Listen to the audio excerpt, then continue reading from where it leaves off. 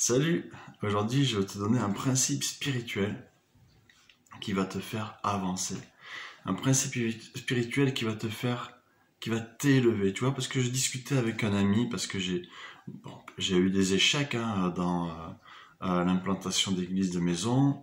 Avec notre équipe, on a à peu près 4 églises de maison, 4 familles spirituelles qui se sont écroulées parce que les personnes n'ont pas pris les choses à cœur, parce qu'on a été trop coulant et qu'on n'a pas réagi comme Jésus, lui, aurait réagi en fait. Déjà, sache que si tu veux implanter des églises de maison, ouvrir une église de maison, tu auras des combats, ça sera difficile. Ça sera pas toujours les beaux jours, les bons temps.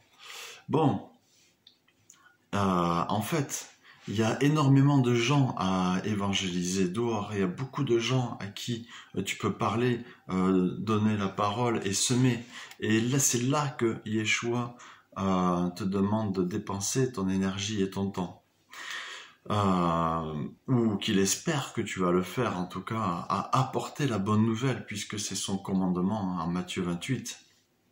Maintenant, il te commande aussi de former ces personnes. Et puis là, tu vas voir qu'il y a des personnes qui vont prendre énormément de temps. Et comme me le disait un ami, on n'a pas le temps en fait de passer 3 ans, 4 ans sur une personne qui n'avance pas, qui est toujours au même stade en fait, parce que ça demande énormément d'énergie, et cette énergie, tu la mets pas à sauver les autres personnes. Cette personne à qui tu as parlé, normalement, au bout de quelques temps, elle est déjà, oui, elle n'est pas formée entièrement, mature complètement spirituellement, mais normalement, si elle aime Jésus et qu'elle a envie d'avancer avec lui, elle est passionnée, elle va aller en parler autour d'elle, elle-même, elle va pouvoir entrer dans un système où elle va former d'autres personnes, et puis toi, tu vas continuer à la former, tu vois ce que je veux dire?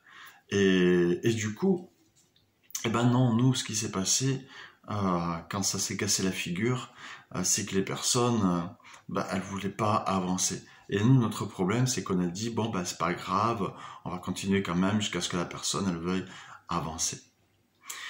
Ça veut pas dire qu'elle est pas sauvée, mais il y a d'autres systèmes dans lesquels elle peut aller à ce moment-là. Nous, on a une vision où c'est des disciples qui font des disciples. Des disciples qui font des disciples, qui eux-mêmes font des disciples. Si la personne, elle reste au stade de je reçois, mais jamais je ne redonne, et qu'elle ne rentre pas là-dedans, et généralement, les personnes avec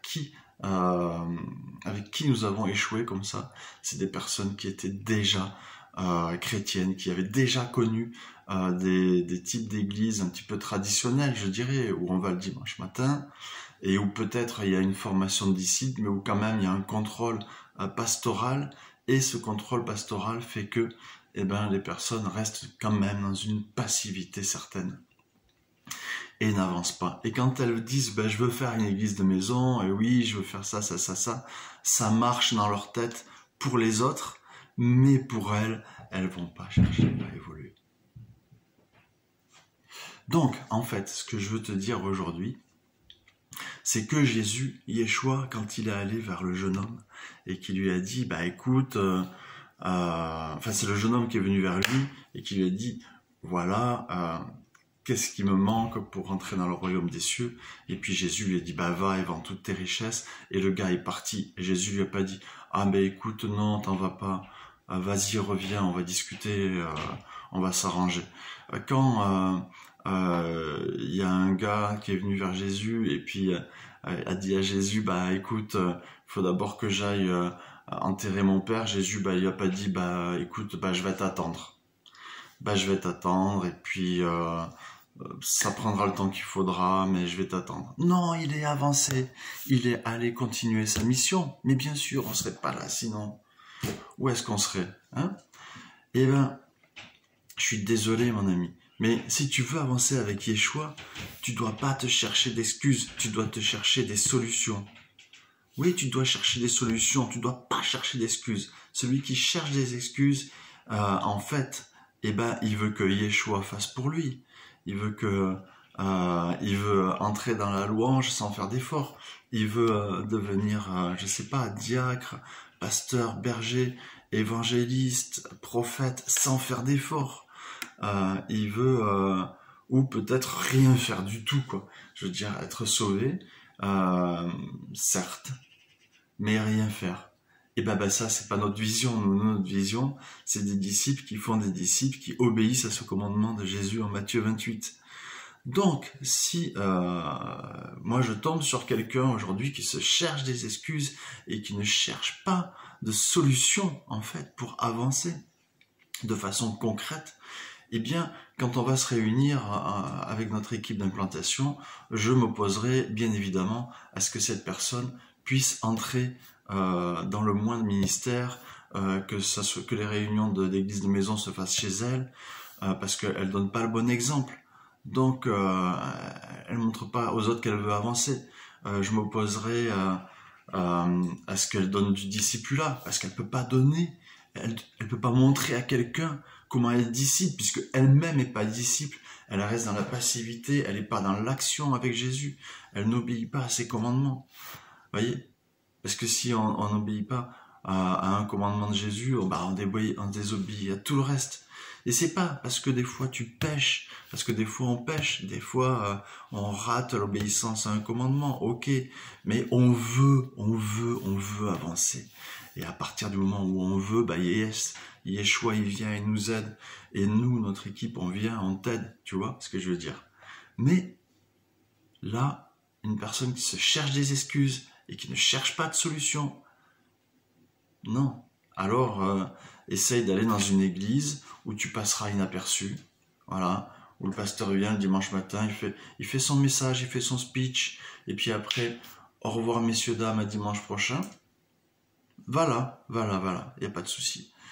T'es sauvé, voilà. Mais nous, je suis désolé, on peut pas perdre de temps avec des personnes comme ça, parce que il y a la mission, et nous, on est appelés à être en mission. On n'est pas appelés à faire du cocooning, en fait. Non, on n'est pas appelés à faire du cocooning. Bien sûr, il y a des personnes chez nous qui ont un appel de berger, et un appel de berger pour prendre soin des autres, évidemment. Mais c'est pas du cocooning, on n'est pas appelé à rester des bébés spirituels. La Bible même est contre ça. Elle dit maintenant, vous devriez être des hommes faits. Vous en êtes où les mecs? C'est ça qu'il leur dit Paul. Oh, qu'est-ce que vous faites là? Vous aviez si bien commencé, vous repartez en arrière. Vous devriez... là, je suis obligé de vous apporter du lait, parce que la nourriture solide, vous ne pourriez pas la supporter. Et là, c'est de la nourriture solide que je suis en train de vous donner. Il faut chercher des solutions et pas des excuses. Ok? Concrètement, moi je travaille, je donne du temps à ma famille, je prends du temps pour ma formation personnelle, je prends du temps pour lire la Bible, pour prier, je donne du temps aux autres pour les former, plus les réunions d'équipe d'implantation, plus les réunions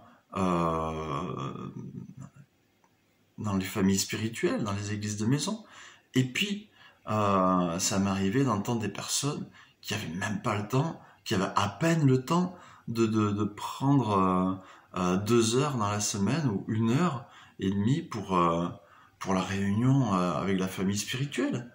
Et qu'est-ce qui se passe? Pourtant, il y a le temps pour la télé, il y a le temps pour les sorties avec les copains, les copines. Qu'est-ce qui se passe? Je suis fatigué, gna gna. Écoute, c'est pas grave, on va attendre que tu sois pas fatigué. On va pas bouger en attendant. Hein? On va t'attendre. Non, cherche des solutions et pas des excuses. Ne cherche pas des excuses, cherche des solutions. Et là, le Seigneur t'attend dans ce genre de choses. Quand tu cherches des solutions, c'est là que le Seigneur t'attend.